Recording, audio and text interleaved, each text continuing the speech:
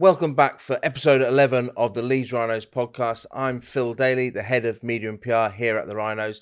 I'm delighted to be joined today for our match review episode by our co-captain, Ash Handley. Ash, welcome to the show.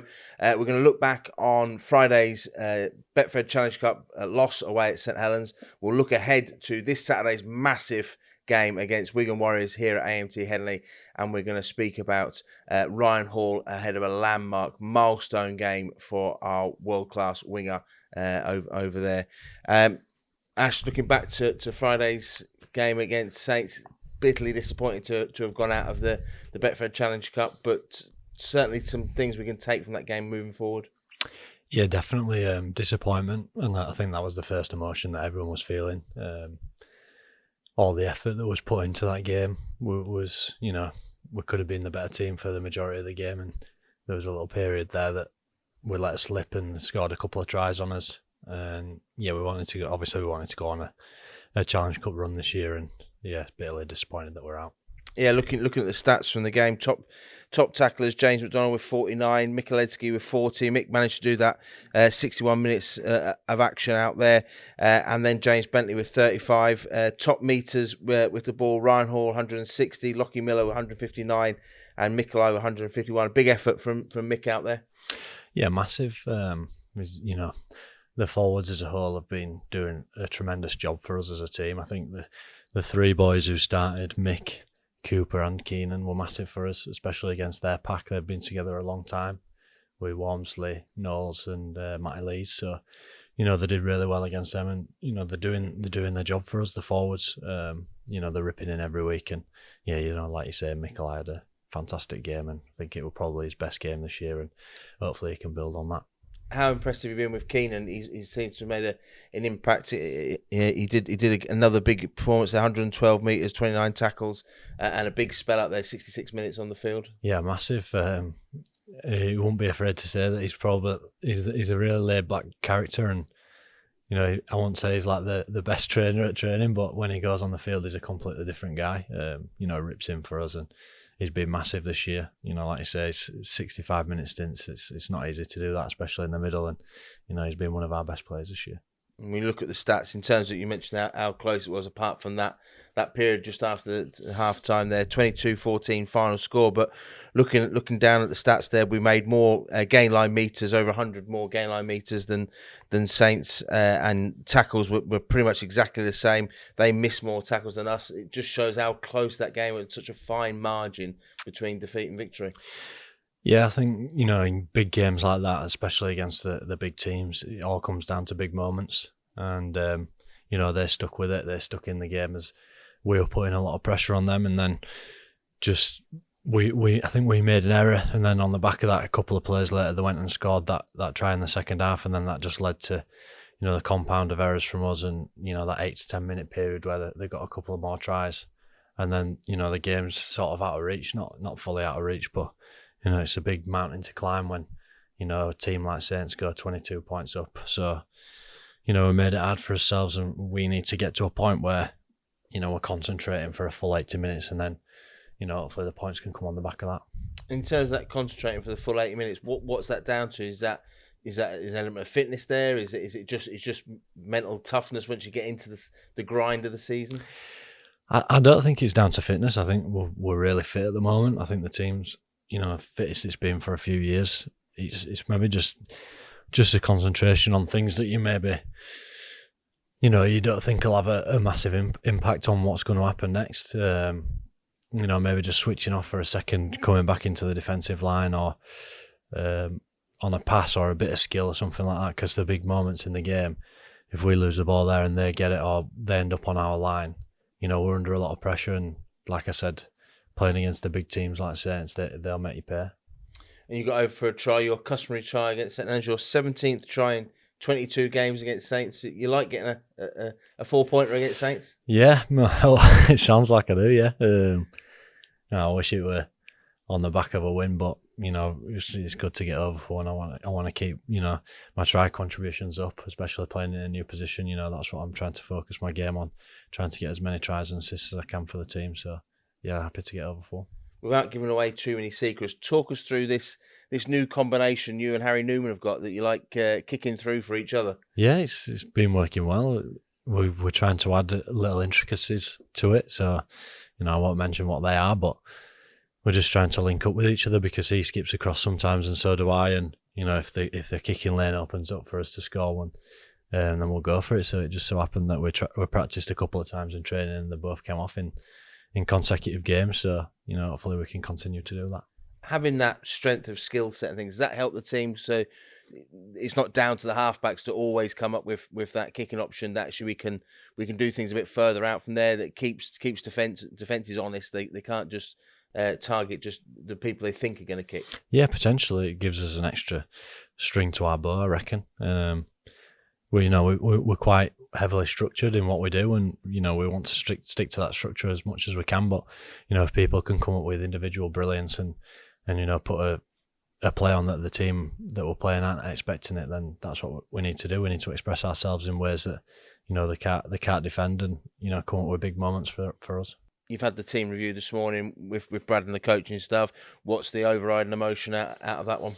Just want to keep our our intensity and our attitude to defence. We want that to be a baseline going into different games. It's still early on in the year. We're at round 4 or 5 now, so it's not going to be the perfect setup, especially in attack. So as long as we can build a foundation on our defence, we're in every game we're playing. There's never blowout scores. We're always in with a chance. So we just need to, like I say, keep that intensity in defence, and the concentration for a full 80 minutes. That'll help us go a long way as well.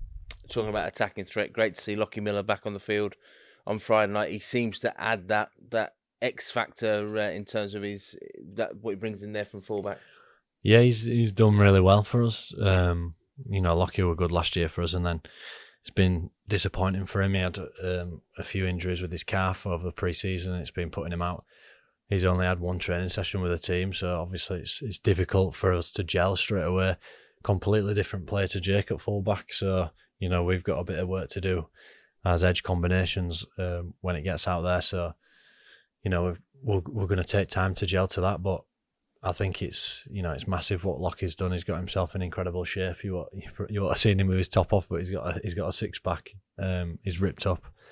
It's hard to do that when you're out and you're constantly injuring yourself in the same position. I mean, it's been tough for him. I know as I've spoken to him, a few times about it, but he's not let that waver his mentality, and he's got himself in a good position to, rock up to his first game and play like he did. Yeah, and he got 80 minutes. I think the plan originally was maybe get a bit of rotation, Jack Sinfield to come on. Jake could have gone to fullback, but then obviously we had to change things up when Andy Ackers got his injury, and to play 80 minutes on his first game back and still be sharp in the second half, so shows that the hard work he has put in is paying off. Yeah, definitely. I don't think I had any concerns over his fitness because he's a fit guy anyway. But he's got himself, like I say, in some incredible nick, and I'm looking forward to carry on playing with him. In terms of coming out of the game, mentioned Andy Ackers there. We spoke to the club's medical department. Andy Ackers has gone off for an MRI scan today on that hamstring injury he suffered in the game. So we'll know later in the week the extent of that. So all the best to Andy on his recovery for that. Cam Smith has had his operation now, and that was success. They were really happy with how that went. So he's still on the timescale we said when he first got the injury, so 8 to 10 weeks from there. And good news is Matt Frawley is responding well. He's on his return to play from that concussion he suffered over at Catalans, and he's on the road to recovery and hopefully available back for selection this week. Mentioning Cam there, I know obviously co-captain yourself and a good friend of yours. We've missed Cam, haven't we, in the team? Probably the fact that he's out now, we see the glue that he is within the team. Yeah, maybe his link-up play in the middle, that might be affecting our attack a little bit. So we're trying to work out different ways on how to play. Because, like you say, he's a massive part of that. He's basically an half-back playing in the middle at 13 there. So, Keenan's been doing that role. I think he's been doing it well. But, we'd had Cam all pre-season playing in that position. So it's difficult. It's not easy when like a main player like that, who's got such an influential role in the team, is out. So, we're working with what we can do. And like I say, I think Keenan's doing a massive job for us, and I think he'll only get better in that position. So, hopefully we'll be able to gel a little bit more and nail it as the rounds go on. And that's just one of the changes we've had to make. The spine, we've had to make a number. Every game we've had to make a change there. Whether it was Brodie with his concussion, Fralls obviously with his hand, and then Lachie's not been involved. So there's been a lot of chopping and changing there. And hopefully if things can settle down, we can start to fall into some sort of pattern. Yeah, that's it's such an intricate game, and you train all week with a certain player next to you, and you get used to the way they play, and then the next game you're playing with somebody else, and then the next game you're playing with somebody else. So it's so difficult to nail it and get everything crisp as you would like it. So we're doing our best, and we're training as we can, and getting as many combinations as we need to do. It might end up paying off for us in later down the year, that you've worked with different people next year playing with different roles. So then when we might need them to come in, or we swap about at the end of the year, that you've had that practice with each other. So it might be a positive for us. And presumably now we're into the season, the amount of time you're on the field, just the practicalities of recovery, preview, review, getting into the game. There's only so much time you can spend on the field working on these things. We've spent months with a fully fit squad preparing for the start of the season, and now we've got to adapt. We're not unique. That's happened to every team, that you've got to respond to it. But presumably it does take time. I mean, how many field sessions would you have during a week on a typical 7-day turnaround?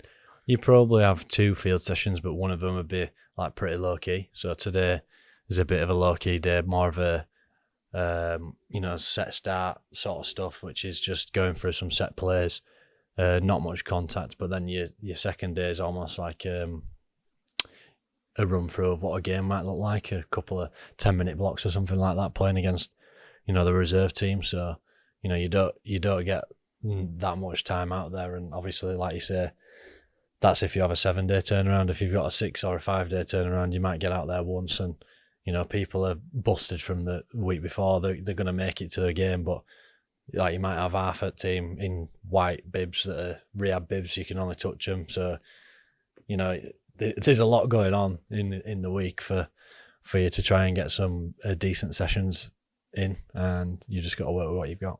Yeah, I mean, that's one of the natures of professional rugby league that probably we don't see as fans, what goes on a week-to-week basis, and how much can be fixed up on a week-to-week basis.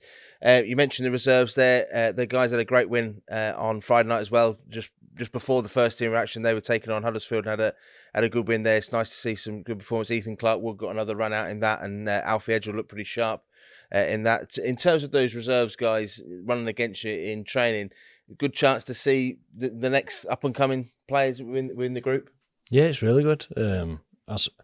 Especially like the 17 to 18-year-old lads like Disco and Presley and people like that. They're just incredible. Like, they're putting us under a lot of pressure in training. But that's what you want. You need that. You need to have an intense training session, and they're testing you, because if you don't, then if the standard of training is low, then you're going into a game with no intensity in your week. So we need to be tested on a week-to-week basis, and they're very much doing that. Yeah. Wigan this week on Saturday night, 5:30 live on Sky Sports. Always a big game against Wigan. We had a cracking game against them here last year. They arrive. They like ourselves, now out of the Challenge Cup. The holders defeated at home against Hull in a bizarre game on Saturday. It literally was a game of two halves. There'll be a wounded animal on Saturday night. Yeah, they're similar to us. They'll put a lot of effort into trying to get that win, and it just got away from them. So they'll be wanting to turn it round just as much as us. So it'll be a cracking game. They've had a few go down as well. So similar boats, and like you say, you just want to get that win, don't you? So we want to come prepared, and like the best team about at the moment. So we need to be on our game 100%, get a full 80 minutes performance in, and see how we go. Jay Field went off in that first half, and Bevan French went to fullback. In terms of how you defend against Bevan French, again, not giving away the game plan for Saturday, is he a different threat when he's at fullback as opposed to in the halves? Yeah, he definitely will be, and we'll have to have a look at him. We'll probably look on Wednesday of how they're going to play with him at fullback, if that's where he's going to play. Definitely, I don't think, he's played fullback for a long time there because of Jai Field, so, I don't think we'll have played against him at fullback for a while, so we'll have to revisit that and see what his threats are, in our video preview, so looking forward to going through all that, and we'll have to be on our game to shut him down. Bevan French with more time in his hands, that would be a challenge in itself. Obviously, we played him in your testimonial game at the start of the year, and we had a great win that day. Both in that first half, and particularly both teams were at full strength. Obviously, we lost Micah in that game. Will we get any indications from that for Saturday's game? I think maybe not. I think that might have been their first run out, so they might be a little bit different. In terms of us, I think we've had quite similar intensity and attitude in every game we've gone into. We just need to be a bit more clinical with the ball, and just be a little bit sharper in attack, I think. But other than that, from Leeds' point of view, I think we've been pretty similar in all the games we've played. We just, like I say, need to nail an 80-minute performance, because if you give Wigan a sniff, then they'll come up with some good tries.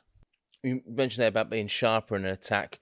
What leads to becoming sharper in attack? Is that? I mean, we've talked about the limited things we can do in training, but is it that just everyone just getting into what we're looking to do? Yeah, so it's just like reps in certain positions, like you mentioned there, that Lachie's coming back from a long injury, and he's a completely different player to Jake. So I've been, as a centre, and Riley as my winger, we've been attacking in a certain way when Jake's been playing there, and now Lachie is more of a runner than Jake is, so he's going to skip about a little bit, so I've got to give him a little bit of space. And it's just about the combinations, like I say, again, getting them right. And there's a lot of intricate things that is hard to explain to the typical fan who just watches and thinks, so he's had a good game because he scored 2 tries. But there's so much to a game of rugby and a position that you play that it's hard to get the education across. But there's a lot of things that we need to work on that we'll definitely do, and we'll get better at. You mentioned their position and the intricacies of it. How are you finding centre? You've obviously gone there this season. How have you had to adapt your game, and do you feel at home in centre now? Yeah, I've had a full pre-season there, and I've trained there, and it's Brad wants us to play a certain way. I'm just wanting to get as many games under my belt there as I can. I feel like I'm just building as I go, week by week. So confidence will come with playing more games there. I've not played there for years, really. Played on the wing most of my career, so just trying to do my best I can for the team, and doing the bits that Brad's asking me to do.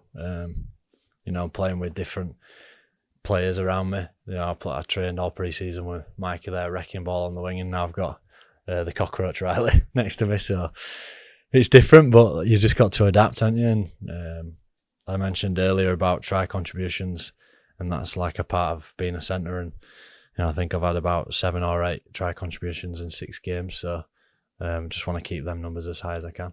You mentioned Riley there. He's a young man that continues to impress. He's had a great start to the season. Yeah, he's been really good. He's brave, really brave player. Strong carries out the backfield. He's deceivably strong, I'd say. He looks like he's really skinny and tall, but he's a strong lad, and he's always making yards for us out of the backfield. And he's young and he's getting his opportunity. I've been in that position myself, so he might make some errors here and there, but he's going to go far in the game. Talking of young men, used to be back in the day. Ryan Hall is about to make his 500th career appearance this Saturday. An incredible achievement for Ryan. Obviously, someone you knew in your younger days. Now he's come back to the club. Tell us about the contribution Ryan makes to this squad, and the fact that the milestone of reaching 500 games. How big that is. Yeah, well, he's a true professional. He's all. It's not a wonder that he's still playing at 37, because how he looks after himself. He trains the house down every week at training. He knows what's right and wrong for him and how he trains. So he might do something different to the squad, but he's going to get himself right for the weekend's game. His professionalism and the way he's around the place, I think it rubs off on people. He looks after Harry on that side, and they've got a good combination going. They've been together all the way for a pre-season. I think Harry really respects him, and I think he's getting the best out of Harry and helping him there. And just having someone who's been there and done it in the squad, you look around the room and you can always rely on all this. So I'm really looking forward to being involved in his 500th career game. And you yourself are on the brink of a milestone. Oh yeah. This weekend will be 199 Super League appearances for Leeds. So for those who don't know, this is something me and Ash have had on our horizon for quite a while now. So we have a wall down at the training ground, down at the Bartercard training complex, where every player who's played 200 Super League games for Leeds is on that wall, and it hasn't been added to for quite a while, number of years. Yeah. And Ash has had a target to get on that wall. And so this weekend will be 199, and then Warrington the following week, fingers crossed, will be on the wall. Yeah. Wow. I feel like that wall needs to be somewhere in more view, because it's pretty prestigious thing, is that, I reckon. 200 Super League games for Leeds, and there's some incredible players on there, isn't there? So I'm looking forward to getting as soon as I've played against Warrington, I'll get my photo taken to get it straight on. Don't worry, I'm working on it. That's great. Great to have you on board, Ash. And of course, mentioned there about your longevity at the club. Well, that's obviously been rewarded with a testimonial this season. You've got next big events coming up. Your Rhinos Big Fat Quiz at Pinnacle Sports and Games, and that's on Thursday, the 3rd of April at 6:30 p.m. Tell us a bit about that, and how. Let us know how's the testimonial going. Yeah, so the event itself, I just wanted to do a little something for the fans. I thought it'd be a really good event for fans to get involved in. A Rhinos quiz. I'm going to get a few of the guys down to host a couple of rounds. So I'm going to have 5 rounds, and I'm going to ask a few of the boys to get involved with that, and hopefully we can get a few fans down there to enjoy the night. Pinnacle's a great bar. It's a bar in town. It's a sports bar, so there's like pool tables and tech darts there that you can play as well. Tickets are going to be £15, and involved in your ticket you get entry into a raffle. So I'm going to do some prizes for the winners. Some good prizes there. Might be a couple of shirts on the go. So you get a welcome drink and a raffle prize, a raffle ticket as well. So it'll be a good night. Really looking forward to it. And like I say, it's just something to give back to the fans for all the support they've given me so far. The testimonial itself has been great. It's been really great up till now. We had some massive events, over Christmas and New Year. My Christmas dinner, which was really good. It was quite an emotional night. And then the game against Wigan, it couldn't have gone any better. Scoring the first try and getting the win against Wigan. It was really good. Really enjoyed it, and really good day for me and my family. Yeah, great stuff. If you can get down to the Rhinos Big Fat Quiz, Thursday, 3rd of April at Pinnacle Sports and Games, just off Ball Lane. Head down near the train station in Leeds, and get along and support Ash, and maybe win yourself some prizes and test your knowledge. Get your mates down there, prove that you're the biggest Rhinos fan, and then you've got the title and it can never be taken away from you. So get down and support Ash and enjoy a great night. We're going to have a special edition of the Q&A podcast this Thursday. For those who've seen, sadly, over the weekend, our former coach, Doug Lawton, passed away. I'm delighted to be joined by one of Dougie's boys. Francis Cummins is going to come and join me and tell a few stories about his days coming through the academy ranks, and Dougie and that team that famously got to Wembley in 94 and 95. So that'll be a real tribute to Dougie. And then, of course, on the game on Saturday night against Wigan, we'll be paying tribute to Dougie and to Bob Pickles, who passed away last week, with a minute's silence before the game. On what should be a very emotional night here at AMT Headingley. Thanks for joining us on the Leeds Rhinos podcast. We'll see you on Thursday for the Q&A edition. Don't forget to subscribe and leave us a 5-star review wherever you get your podcasts, so we can continue to spread the word about Leeds Rhinos and get as many people as possible listening to the podcast and enjoying everything about Leeds Rhinos. Thanks for joining us, and we'll see you next time.